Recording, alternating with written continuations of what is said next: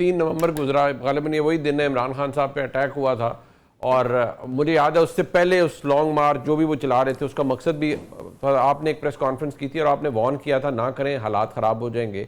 अब वो सुहेल आफरीदी ट्वीट करते हैं, वो इल्ज़ाम भी उन्होंने पाकिस्तान की एस्टेब्लिशमेंट पे, पाकिस्तान की फ़ौज पे भी लगाया हुआ है। वो पूछ रहे हैं कि 3 नवंबर को गोली क्यों चलाई, 26 नवंबर को क्यों चलाई, 9 मई को क्यों चलाई। सो अगर एक elected chief minister with obviously a very heavy mandate tweets like this and alleges और रेफर कर रहा है वो पाकिस्तान की एस्टेब्लिशमेंट को, तो where will it lead us to, considering कि वो एक बड़ी ओवरवेलमिंग मेजॉरिटी के साथ वज़ीर आला बने हैं, 90 वोट्स।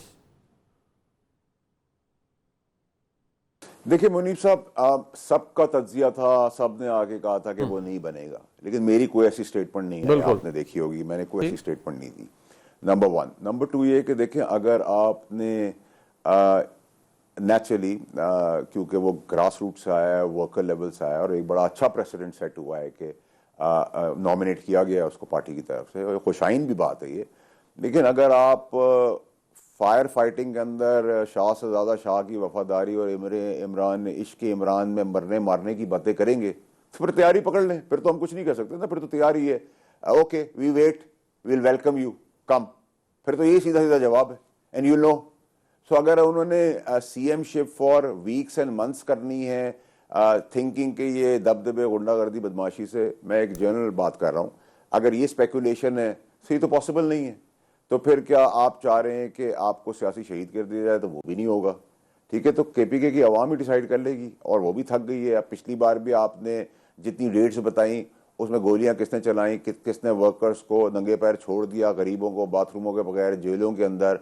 आपने 9 मई के वाक़े से मुंह फेर के कहा कि जी हम तो नहीं जानते वो कौन लोग थे।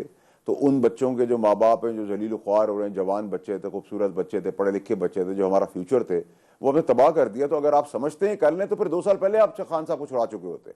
तो मुझे नहीं लगता कि ये फॉर्मूला किसी स्टेज पे भी काम आएगा। You are asking for trouble, you are welcome to come in and test the water and you will know once for all.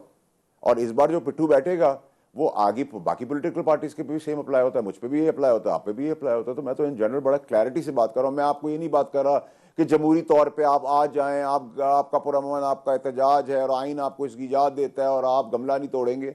आइन जहाँ इजाज़त देता है 15, 17 और 19 में, वहाँ आइन उसके अंदर बहुत सारी रिस्ट्रिक्शंस भी डालता है। तो अगर आपने आइन को अपने कॉज में इस्तेमाल करना है तो आपकी मर्जी है, बट अगर आपको करना है बदमाशी तो आ जाए, फिर देख लेते हैं, हम वेट कर रहे हैं। अब मुझे ज़रा थोड़ा सा ये बताइए कि ये जिस तरह से निज़ाम इस वक्त चल रहा है, मेरे ख्याल में एग्जेम्पलरी ताल्लुक़ है पाकिस्तान की वफाकी हुकूमत का और पाकिस्तान की इस्टेब्लिशमेंट के जो सरबराह हैं, फील्ड मार्शल आसिम मुनीर साहब, उनका। प्राइम मिनिस्टर उनकी तारीफ़ करते नहीं थकते, वो प्राइम मिनिस्टर को प्रेज़ करते हैं। कुछ लोगों का ये ख्याल है कि ये मामला या इस निज़ाम की नज़रें बड़ी दूर हैं और शायद इसको परपेचुएट करने के लिए, लंबा चलाने के लिए बहुत से इकदाम किए जाएं। आपको ये निज़ाम बहुत लंबा चलता हुआ नज़र आता है या आपको नज़र आता है कि नहीं, इसमें तब्दीलियां एज एंड व्हेन रिक्वायर्ड मुमकिन है?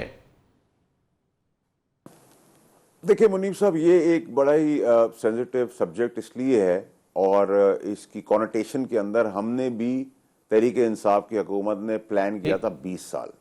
ये वो मुल्क है जिसमें आप अगले 20 मिनट में कोई चीज़ प्रिडिक्ट नहीं कर सकते। ये तो अपने दिमाग में बड़ा क्लैरिटी के साथ रखें, ठीक है।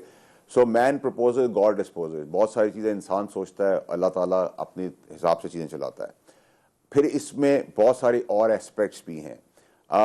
सो यस, हम लॉन्ग टर्म ही देख रहे हैं, हम एक्सपेक्ट भी कर रहे हैं, और एक बड़ी अच्छी इक्वेशन है between the prime minister and the field marshal. और अगर प्राइम मिनिस्टर ने, इस बार के प्राइम मिनिस्टर ने अक्लमंदी की है कि अगर वो एक टीम प्लेयर को टीम हेड करने दे रहे हैं और उसके नताइज पाकिस्तान को ज़बरदस्त किस्म के मिल रहे हैं, तो वो वाला सिचुएशन नहीं कि मैं काम ना आता है ना करने दूंगा।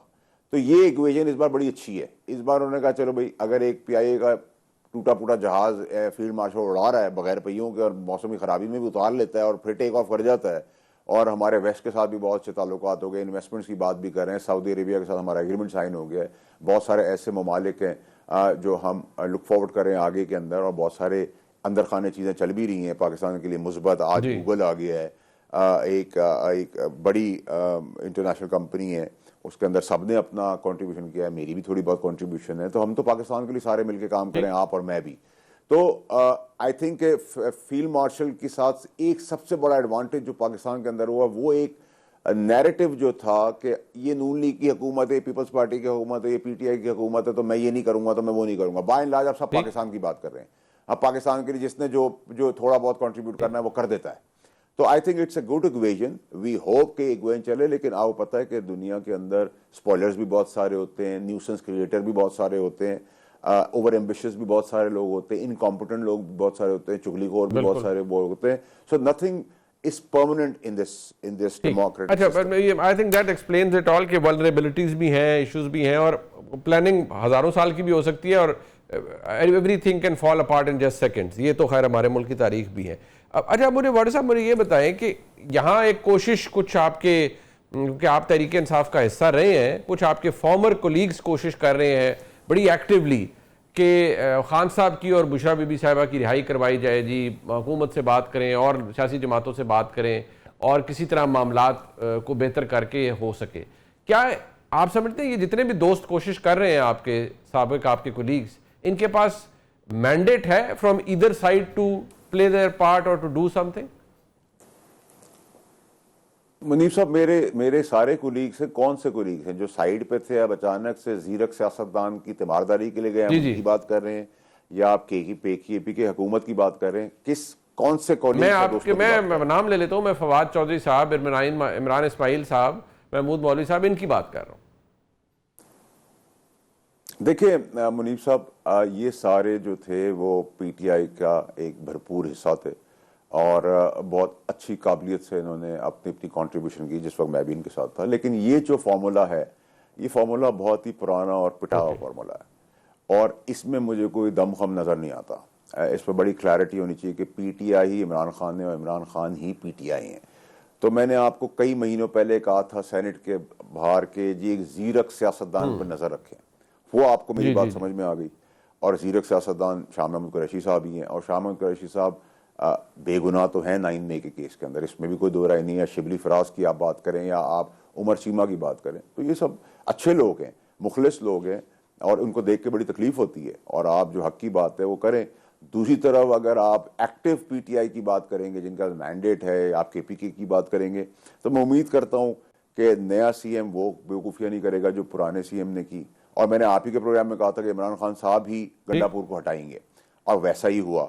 तो दूर अंदेशी के तहत अगर आप फिर भी वो चढ़ाई वाली बात करेंगे या उस किस्म की सियासत, धोस दबदबे, बदमाशी, गुंडागर्दी, पुलिस, इक्विपमेंट, बुलडोजर लेके आप चढ़ाई करने आएंगे, तो उसके अंदर मैं तो लगी लिपटी बात मुनीफ साहब नहीं कर सकता।